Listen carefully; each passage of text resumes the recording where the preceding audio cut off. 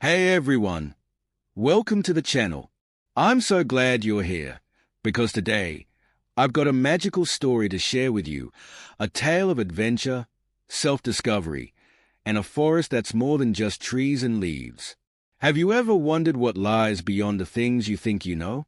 Or asked yourself, what would I do if I had to face my deepest fears, my biggest dreams, and my truest self all at once?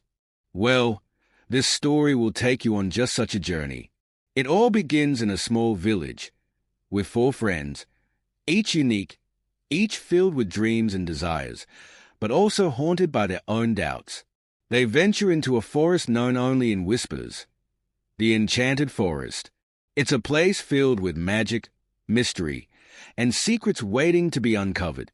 But what these friends don't know is that the forest doesn't just show you what you want. It shows you what you need to learn. From trials of courage to the challenges of friendship and self-reflection, they'll face tests that will change them forever. So grab a comfy seat, get cozy, and let me take you into the heart of the Enchanted Forest. Are you ready to discover what happens when you face the truth of who you really are? Let's begin. Once upon a time, in a small village nestled between rolling hills, there was a legend about an ancient forest. The Enchanted Forest, as it was called, was said to be a place where magical creatures roamed. Secrets of the old world were hidden, and anyone who ventured deep enough would never return. The villagers whispered about the forest, but they never dared to enter. Only a few brave souls had ever even glimpsed its edge, and they told tales of strange sounds and shadows moving in ways they couldn't explain. One crisp autumn morning, a group of 4 friends decided they would uncover the truth behind the forest. They had grown up together in the village, and their friendship was as strong as the towering oak trees surrounding their homes. There was Aria, the thoughtful one, always pondering the mysteries of the world. Finn, a daring boy with a heart full of adventure. Eloise, a kind soul who could talk to animals. And Jasper, the quiet one, often found with his nose in a book about ancient myths and magic. Together, they were determined to find the heart of the Enchanted Forest. The journey began at dawn, with the sun casting long shadows across the earth. The villagers watched with a mix of concern and curiosity, warning the children to turn back before it was too late. But Aria, Finn, Eloise, and Jasper were resolute. They packed their bags with food, maps, and the essentials for a long journey, and set off toward the edge of the forest. As they approached the towering trees, the air grew colder, and a thick mist curled around their feet like fingers trying to pull them in. Remember, no matter what we see, we stay together, Aria said, her voice steady despite the eerie feeling that seemed to cling to the air. The trees of the Enchanted Forest were unlike any the friends had ever seen. Their trunks twisted and bent in impossible shapes, as though they were ancient sentinels watching over secrets no one had ever known. The deeper they went, the more magical the forest seemed. Birds with feathers that shimmered like rainbows flew past them, and flowers bloomed with colors so bright they seemed to glow in the dim light. But there was something unsettling about it, too, an unseen presence that watched their every move. Finn, always the bold one, led the way with a mischievous grin. "Come on, let's see if we can find something exciting," he called. But Eloise, ever attuned to nature, felt something amiss. "Wait, I feel we are being followed," she murmured, her eyes scanning the trees. Before anyone could respond, a soft voice drifted through the trees. "Who dares to walk in my domain?" They froze. From the shadows emerged a creature, tall and graceful, with the body of a wolf but the head of a stag. Its eyes were deep and ancient, reflecting a wisdom that seemed to stretch back to the beginning of time. Eloise stepped forward, her heart pounding, but her voice calm. "We mean no harm. We seek only to understand the secrets of this forest." The creature studied them for a long moment before speaking again. "I am the guardian of the Enchanted Forest. Few have dared come so far, and fewer still have asked for knowledge. But be warned, this forest offers gifts, and it also takes. Once you enter, You may never be the same." The friends exchanged nervous glances, but their curiosity pushed them forward. "What do you mean?" asked Jasper, his voice barely above a whisper. "The forest reveals what you seek most dearly, but it can be dangerous," the guardian warned. "Each of you will face a trial that will test your heart, your courage, and your spirit. Only those who are true to themselves can leave with the knowledge they seek. Are you prepared for what lies ahead?"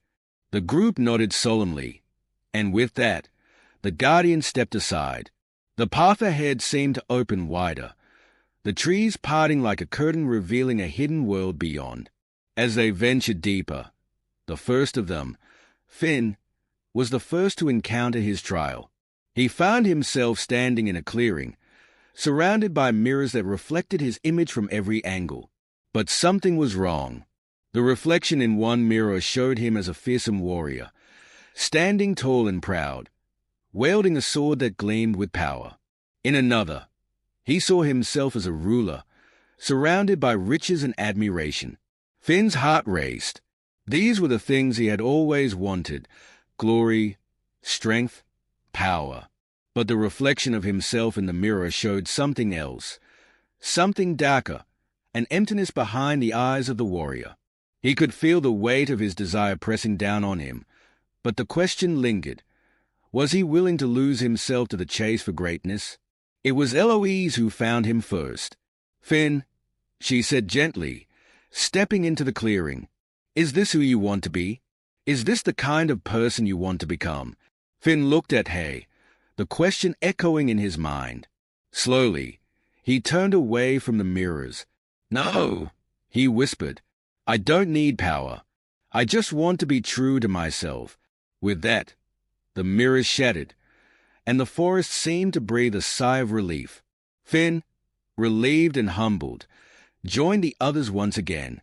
Next came Aria's trial. She walked through a dense thicket and found herself on the edge of a great cliff. Below, a swirling river of mist filled the valley, but at the very bottom, she could see something bright, glimmering, and calling her name. It was a stone, a treasure that sparkled with an otherworldly light. Aria's heart stirred with longing. It was everything she had ever dreamed of, a sign that she was destined for greatness, that she was meant for something extraordinary. But the path to the stone was treacherous, and the way down was steep and dangerous. As Aria stepped closer to the edge, a voice called out from the wind. "What is more important to you, Aria? The desire for something more, or the safety and love of those around you?" Aria hesitated. She had always believed that she was destined for something more, something bigger than herself. But now, standing at the edge, she realized that her true purpose wasn't to seek greatness. It was to embrace the people who had always supported her. With a deep breath, Aria stepped back from the cliff. The mist began to fade, and the stone vanished from view. The forest, as if approving her choice, parted once more, allowing her to continue her journey. The trials of Eloise and Jasper came next, each one as unique as they were. Eloise found herself in the presence of a wounded animal, a small fox caught in a net. Her heart ached with the desire to help it, but as she knelt down, she realized the fox's eyes were filled with distrust. It had been hurt by others before. Eloise's challenge was to find a way to heal the fox without forcing it to trust her, showing that true kindness comes with patience, not expectation. Jasper's trial was more introspective.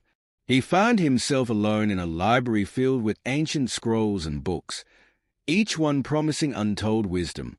But as he reached for a book, the shelves seemed to shift, making it harder to reach what he sought. He realized that knowledge alone wasn't enough.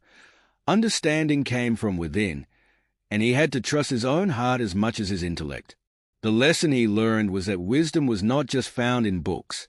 It was found in experience, in the connections we make, and in the courage to face the unknown. Finally, after what seemed like ages, the four friends stood together in a clearing at the heart of the forest. The trials had tested them, but they had passed, each of them learning something about themselves that they hadn't known before. The guardian of the forest reappeared, smiling at them. You have faced the trials of the Enchanted Forest and emerged wiser. You are ready to leave, but remember, what you've learned here will stay with you always. With that, the forest parted one last time, and the four friends made their way back to the village. As they stepped out of the trees and into the warmth of the sun, they knew that they had changed, not because they had uncovered some great secret, but because they had learned to see the world and themselves in a new light. From that day forward, they never forgot the lessons of the Enchanted Forest. And though the forest remained mysterious and full of magic, they knew that the greatest magic of all was the power of friendship, the wisdom of the heart, and the courage to face whatever came next.